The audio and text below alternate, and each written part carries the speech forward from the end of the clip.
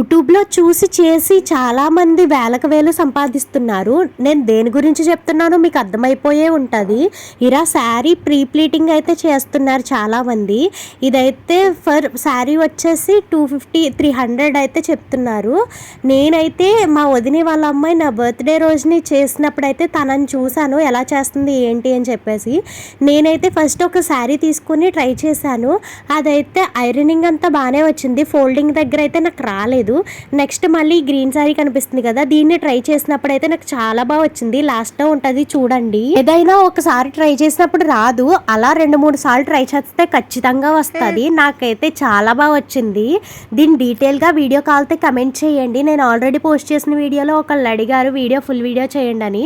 నేనైతే ఖచ్చితంగా ట్రై చేస్తాను. మీరైతే కమెంట్స్ చేయండి పెట్టమని, అప్పుడైతే నేను పెడతాను వీడియోని.